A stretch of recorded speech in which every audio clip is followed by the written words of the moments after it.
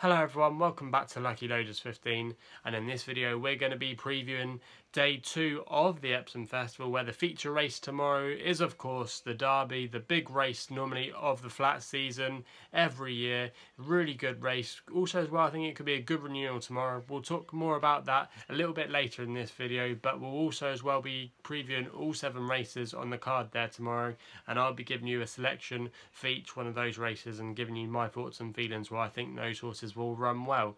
Anyway, before we get stuck into that, I just want to reflect on how today's selections ran. It was a really good day for us today. We had the winner of the Oaks with Forever Together for Donnacha and Aidan O'Brien. We tipped it up on my special preview, which I hope some of you saw and were on a couple of days ago. We tipped it up at 7-1, and it was a really nice performance today. It really boosted that Chester form, and it really improved as well. And from the 2 furlong marker, I was jumping up and down because I was really confident it was going to win. Everything else was working really hard, and it was a really nice performance in the end. Also as well, we had Cracksman win for us. He only just won by a neck, running on really well in the end, beating Sylvester Kirk's course, Halloween. Also as well, we tipped Ajman King. That was a bit of a banker bet. Travelled like the best horse in the race. Was a very comfortable winner in the end, and it'll be interesting to see where his next move will be. And also as well, we had a decent each way where there was a steward's inquiry in the end with Mythical Madness. Tipped it at 11-1 last night. Was very well supported. Went off at 11-2 today for James Doyle.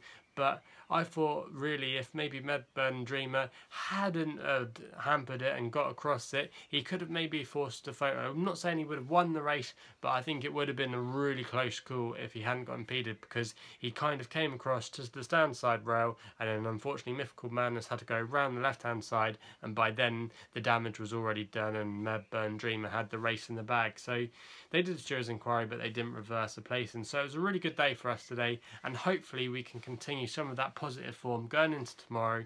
Also as well, I've done 6 tips for the punters page on their own YouTube channel. I do quite a bit of work with them, so some of my followers might know about that. We've just put in the May results, and we had a really good May. I was up £51.55 to a £1 stake if you followed my vlogs on a daily basis, and I've been working for them since February, and if you back me at a £1 stake, I would have made you £126 and 12p profit. So we've been doing really well over there, and hopefully we can continue the good form tomorrow. I've done some tips at Hexham, Worcester and Doncaster, so go and check it out if you haven't done so already. Anyway, enough of me waffling on. We'll get straight into the action for tomorrow, and we kick off in the 2 o'clock, and we're going with a horse here called George, trained by Sylvester Kirk, and Holly Doyle is booked for the ride tomorrow. Sylvester Kirk is getting into some good form now. We talked about Halloween. We're giving a good race to Cracksman, but this race has definitely been made for Sylvester Kirk over the years. He's had 3 of the last 9 renewals in his wins, so he definitely knows how to do well at this track. He's had 16-1s, 25-1 and 10-1 winners in this race over the years, and I thought George was an interesting contender tomorrow. He's been running not too badly. He's yet to win under rules, but he's getting there, and that was an encouraging run last time at Newmarket, where the form of that race has worked out not too badly. So I thought really this horse could go really well. Also as well, it's got a little bit of course form. It finished 2nd here in October last year, and I thought going up in trip tomorrow at 14-1, he could be a major player in this race, carrying a nice low racing weight. Holly Doyle's a good, competent jockey. She knows how to get the job done, and I thought tomorrow this horse could go all the way and possibly at least make the frame. So for me, I thought he was a good opening selection. We then go to the 2:35, the next race on the card, and we're going with a horse here called Nerium, trained by a good, powerful stable, Richard Hannon. Tom Marquand, one of his stable jockeys, booked for the ride. 9-2 best odds I've seen out there at the moment. Finished 7th in the 1,000 guineas at Newmarket last time out, and the form of that's already been boosted. Lawrence won last week over in France. Also as well, Wild Illusion ran a fair race today, and also as well, so did Soliloquy last week in the Irish Guinea. So the form of that race is starting to work out not too badly, and I thought tomorrow getting the 3-year-old allowance against the older horses, Nerium could really put them to the test, and I thought tomorrow she could go really well and maybe would be the one to be with. So that's going to be the selection in the 2:35. We then go to the 3:10, and I thought this was quite a tricky race, but I like the chances of Century Dream tomorrow. Backed him before over the last year. Put him up on the vlogs a couple of times as well, and he's done us some favours. Trained by Simon Crisford, and Andrea Azine, no, it's William Buick, I should say, is booked for the ride tomorrow. Now, William Björk had a little bit of an unlucky day with Wild Illusion today, but hopefully he can get a winner for us tomorrow. This horse, I thought had a really good chance after bouncing back to winning ways last time, winning a listed race at Ascot in good style. Tends to do it as well with a little bit of cut in the ground. A lot of his good form has come on ground with a little bit of soft in it, so it should go quite well tomorrow. And I thought tomorrow it was the one you probably had to beat, and I thought 4-1 was a fair price. So that's going to be my selection in the 310. We then go for one of the feature races on the card, the Epsom Dash. Always a really good race to watch, and also as well normally a hard betting race, but I could be mad here, but I'm going to go with the complete outsider of the field. But I've got a bit of a case for it. It's around about 51 with bookmakers at the moment. It's trained by Michael Wigham, and Hayley Turner is booked for the ride tomorrow. Now this horse is going to be drawn in stall 15 tomorrow, and that's kind of the area of the track you want to be drawn in from this race. A lot of the horses that often make the frame often are drawn around this part of the track, and I thought in stall 15 tomorrow that was a good chance for it. Also as well, Hayley Turner I thought was a good, interesting jockey booking. She won a big handicap at Ascot earlier in May, the Victoria Cup, so she knows how to do really well in these kind of big races. And I thought tomorrow at 50-1, even though yes I know it's a bit of an outrageous price, it could go really well. It's got a really good all-weather profile. It's won 5 times on the all-weather but hasn't won on the turf, but the race last time wasn't too bad when it finished 5th at Newmarket, and the form of that race hasn't worked out too badly either. So I thought tomorrow it could go really well, and I wouldn't be surprised if the horse could make the frame. So that's going to be my selection there.